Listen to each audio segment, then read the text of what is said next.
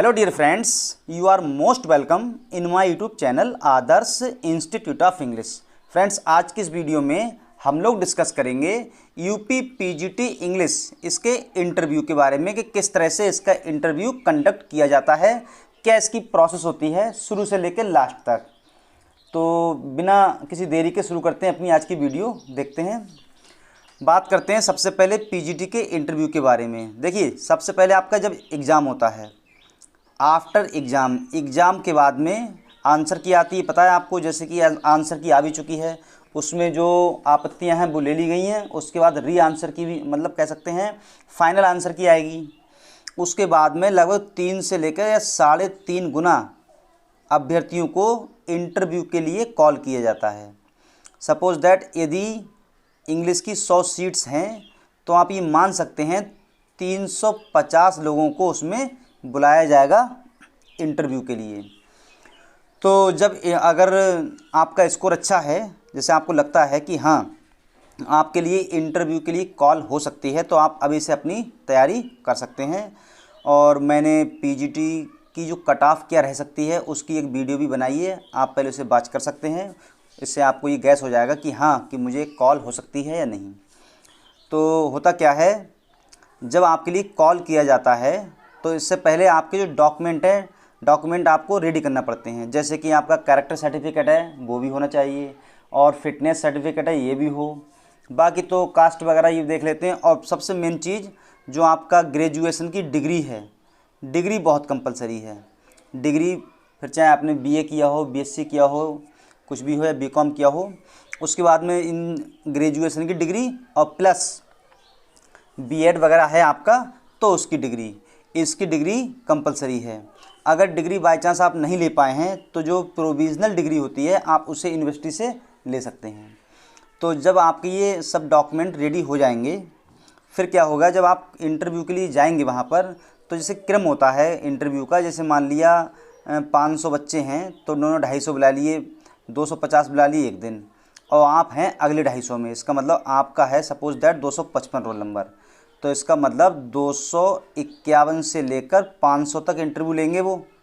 तो 500 तक इंटरव्यू लेंगे, 251 से 500 तक, और आपका कितना है 252।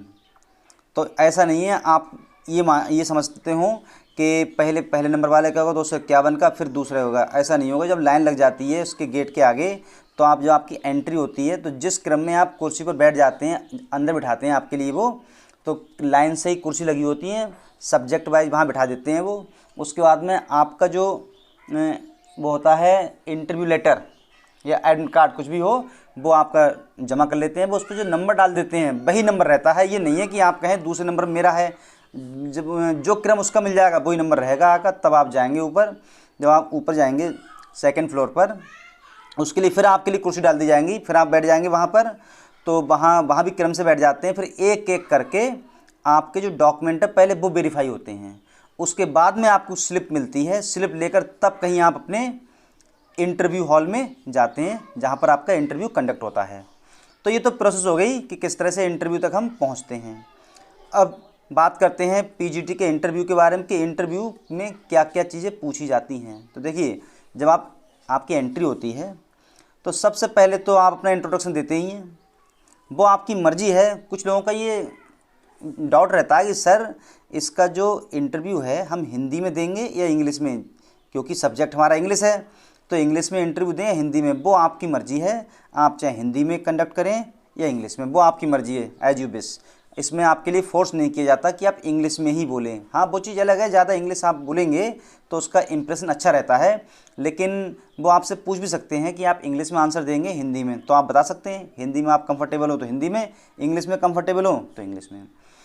तो क्वेश्चन क्या पूछे जाते हैं जब आपका इंट्रोडक्शन हो जाता है, उसके बाद में ग्रामर में तो है ही, इनडायरेक्ट स्पीच है, पैसिव वॉइस है, या कोई मेन इंपॉर्टेंट जैसे कि आपकी कोई कॉजेटिव वर्ब है या फिर ट्रांजिटिव इंट्रांजिटिव वर्ब्स हैं ये।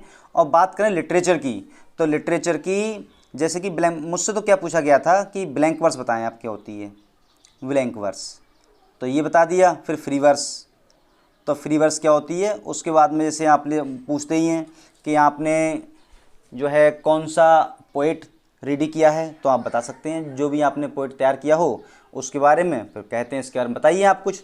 तो उसके बारे में आपको जो जो नॉलेज है, जो जो उसके बारे में पता है, विदाउट एनी हेसिटेशन आप बता सकते हैं। आपको हिचकिचाहट ना हो बिल्कुल भी, मतलब वहाँ पर सबसे मेन चीज़ है आप प्रेशर में ना हो, कोई दिक्कत नहीं होती है कैसी भी। जैसा आप बिल्कुल फ्रेश माइंड में जाएं, फ्रेश मूड से, और बिल्कुल आराम से फ्रेश अपना इंटरव्यू फेस करें। वहाँ ना कोई दिक्कत है, कोई प्रॉब्लम नहीं होती है। कुछ बच्चे जो होते हैं वो आ जाते हैं थोड़ा डिप्रेशन में आ जाते हैं, पता नहीं क्या है, क्या पूछेंगे क्या नहीं पूछेंगे। वो भी एक तरह से हंसी मजाक की तरह ही होता है ये। तो आप अपने जो भी आपकी तैयारी हो वो ठोस हो, और सबसे मेन चीज़ जो आपका बेस है, सबसे मेन इम्पोर्टेंट चीज़ है बेस। कुछ क्या करते हैं हाई फाई पूरी ग्रामर है या फिर लिटरेचर है, लिटरेरी टर्म्स है, सभी रट लिया, लेकिन जो शॉर्ट चीज़ें होती हैं बेस वो तैयार नहीं होता है। तो बेस बहुत कंपलसरी है। छोटी छोटी चीज़ें ही ज़्यादा तैयार करें। फ़िलहाल जैसे आपके पेंटामीटर है, याम्बिक पेंटामीटर है, ट्रोचैक है, ये सब, और एस्ट्रोपी एंटिस्ट्रोपी जैसे जो उसमें होते हैं ओड में, और सोनेट है। परिभाषा बहुत पूछी जाती है, व्हाट इज एलेजी, एलेजी क्या है, या फिर जो है कुछ और भी ऐसे जो भी आपके पीजीटी के राइटर्स हैं उनके बारे में ये बहुत सारे क्वेश्चंस पूछे जाते हैं। और जैसे कॉमेडी है तो पहली कॉमेडी कौन सी है, फर्स्ट ट्रेजेडी कौन सी है, शेक्सपियर का पहला प्ले कौन सा है। शेक्सपियर को तो आप मान लें, वैसे तो शेक्सपियर को तैयार ना करें तभी अच्छा है, क्योंकि शेक्सपियर तो इंग्लिश का बाप है। इससे तो पता नहीं कहाँ कहाँ से अगर आपने बोल दिया कि मैं शेक्सपियर को तैयार करके आया हूँ तो समझ लीजिए कि आपने जो इंटरव्यूअर जो कंडक्ट करता है, जो आपका इंटरव्यू लेता है, जो इंग्लिश एक्सपर्ट होते हैं, अगर आपने उससे कह दिया कि मैं इंग्लिश में विलियम शेक्सपियर को तैयार करके आया हूँ तो समझ लीजिए कि आपने वो हिसाब हो गया कि आ बैल मुझे मार। तो आपने क्वेश्चन पूछने के लिए बहुत सारा चांस दे दिया उसे, क्योंकि ये तो इन्होंने पूरा पोथना लिख दिया है, पता नहीं क्या क्या पूछ लिया जाए। इसलिए शॉर्ट वाले जो आपके पोइट्स हैं उन्हें तैयार करें, जैसे कि कीट्स हैं, आप इन्हें तैयार कर लें। तो पूछते भी जैसे मुझसे पूछा गया था, मैंने तो विलियम वर्ड्सवर्थ बताया था, तो कि उनकी जो वर्स ट्रेजेडी है वार्डर्स जो लिखी है 1595 से लेकर 97 तक, इसके बारे में तो व्हाट इज वर्स ट्रेजेडी क्या होती है। इस टाइप से छोटी छोटी बातें पूछी जाती हैं। लिटरेरी टर्म्स को आप ज़्यादा ध्यान करें। एक आध पोइट को एक सही से तैयार कर लें, उसके बारे में आपको छोटी छोटी चीज़ें भी पता हो, वही पूछी जाती हैं। और लिटरेरी टर्म्स को बता ही दिया। फिगर आप स्पीच का याद कर लें, और जैसे वन वर्ड है, ईडियम, ये कुछ नहीं पूछा जाता।